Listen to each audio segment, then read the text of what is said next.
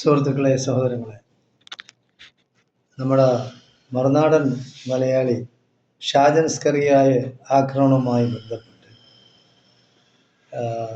RSSകാരനായ യുവരാജ് ഗോകുൽ പൊട്ടിത്തെറിക്കുന്നുണ്ട്.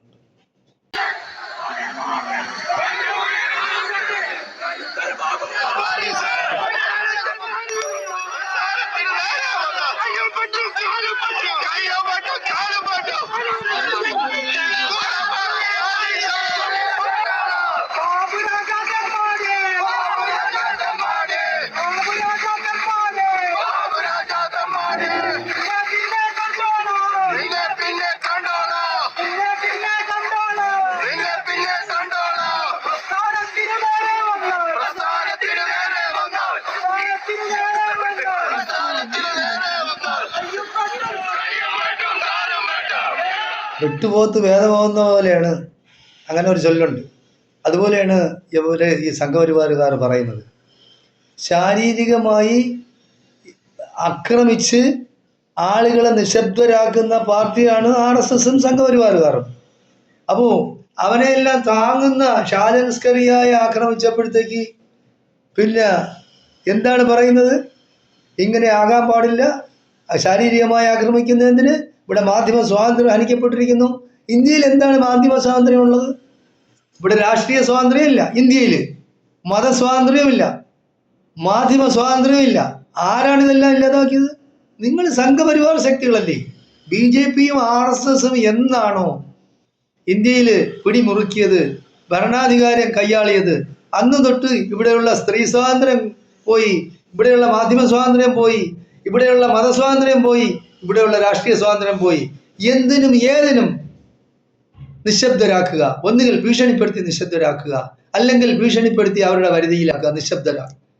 ഇതാണ് BJP RSS പരിപാടി. എന്നിട്ട് വന്നിരുന്നിപ്പോൾ ഷാജൻ സ്കറിയായ ആരെ ആക്രമിച്ചു എന്നും പറഞ്ഞ് CPM അങ്ങനെ ചെയ്തു, CPM ശാരീരികമായിട്ട് അങ്ങനെ ചെയ്തു, ഇങ്ങനെയാണോ രാഷ്ട്രീയ പ്രവർത്തനം നടത്തേണ്ടത്, എതിരാളികളെ ശാരീരികമായി നേരിടേണ്ടതാണോ ചെയ്യുന്നു പറഞ്ഞ് ഇത് പറയുന്നു. വാസവദത്ത ചാരിത്ര പ്രസംഗം ചെയ്യുന്ന പോലെയാണ്. വാസവദത്ത ആരാണെന്ന് അറിയാമല്ലോ എല്ലാവർക്കും. ചാരിത്ര പ്രസംഗം നടത്തി അങ്ങനെ ഇരിക്കും. അപ്പൊ അതാണ് യുവരാജ് ഗോകുൽ. എവരെല്ലാം എന്താണ് ഇവിടെ ഗോകുലും ഗീകുലും ഒക്കെ ഇവിടെ വളർന്നത്? BJPക്കാരൻ അധികാരത്തിൽ വന്നപ്പോൾ ഇവിടെ എന്തും നടത്താം, എന്തും സംസാരിക്കാം, എന്തും പറയാം. കൈ വെട്ടും, കയ്യും വെട്ടും, കാലും വെട്ടും, വേണ്ടി വന്നാൽ തലയും വെട്ടും എന്ന് മുദ്രാവാക്യം വിളിക്കുന്നവന്മാരാണ് ഈ സംഘപരിവാർ ശക്തികൾ. അതായത് അവരെ എതിർക്കുകയോ അവരുടെ പക്ഷം ചേരാതിരിക്കുകയോ ചെയ്യുന്ന ആരെയും അവർ കാലും വെട്ടും, കയ്യും വെട്ടും, തലയും വെട്ടും.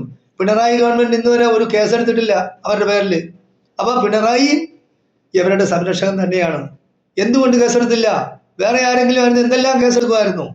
എന്തുകൊണ്ട് കേസെടുത്തില്ല? അതുപോലെ RSSകാർ നടത്തുന്ന സ്കൂളില് ബോംബ് പൊട്ടി. എത്ര ബോംബുണ്ടെന്ന് പോലീസ് പോയി പരിശോധിച്ചില്ല. പോലീസ് എന്തുകൊണ്ട് സ്വമേധയാ കേസെടുത്തില്ല? അതൊന്നും ചെയ്യില്ല. കാരണം പിണറായി പോലീസ് എന്ന് പറയുന്നത് RSSന്റെ പോലീസാണ്. എല്ലാവർക്കും അറിയാം, മോഡിയുടെ പോലീസാണ്. അപ്പോൾ കോൺഗ്രസ്സുകാരെ, യൂത്ത് കോൺഗ്രസ്സുകാരെയും പ്രതിപക്ഷ പാർട്ടികളെയും ഒക്കെ അടിച്ചൊതുക്കുന്നു. BJPക്കാർ അടിച്ചൊതുക്കില്ല. എവിടെ അടിച്ചിട്ടുണ്ട്? BJPക്കാർ പ്രക്ഷോഭം നടത്തുന്നു, BJPക്കാർ കാളയും കൊണ്ട് ഇറങ്ങുന്നു, BJPക്കാരെ ജനങ്ങളെ നേതാക്കന്മാരെ ബാക്കിയുള്ള പ്രതിപക്ഷ നേതാക്കന്മാരുടെ കാറ് തടയുന്നു, വണ്ടി തടയുന്നു, അവരെ യാത്ര പോകാൻ അനുവദിക്കുന്നില്ല, എന്തെല്ലാം തെമ്മാടിത്തരങ്ങൾ കാട്ടിക്കൂട്ടുന്നു. എന്നിട്ട് പിണറായി പോലീസ് എന്ത് ചെയ്തു? ഒന്നും ചെയ്തിട്ടില്ല. അപ്പോൾ പിണറായി എനിക്ക് എൻ്റെ സംശയം എന്ന് പറയുന്നത് BJPക്കാരോ സംഘപരിവാറുകാരോ ഒരു വിഭാഗത്തിന് ഷാജൻ സ്കറിയായിട്ട് എതിർപ്പുണ്ട്.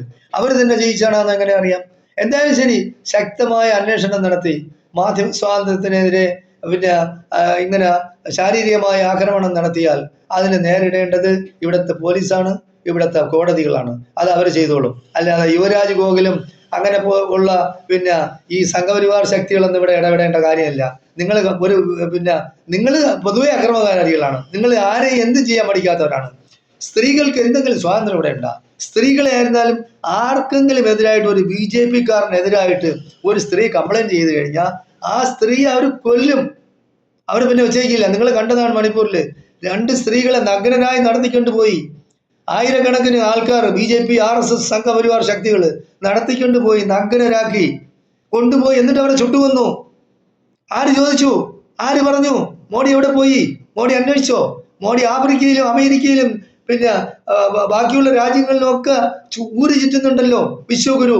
എന്നിട്ട് മണിപ്പൂരിൽ പോയി ഇത് അന്വേഷിച്ചോ? 2 പെൺകുട്ടികളാ, 2 ക്രിസ്ത്യാനി പെൺകുട്ടികളെ നഗ്നരാക്കി, പൂർണ്ണ നഗ്നരാക്കി പൊതുജന മധ്യത്തിലൂടെ നടത്തിക്കൊണ്ട് പോകുന്ന ഇന്ത്യയിലെ സമൂഹം മാത്രമല്ല, ലോകത്തുള്ള എല്ലാ ജനങ്ങളും കണ്ടതാണ്.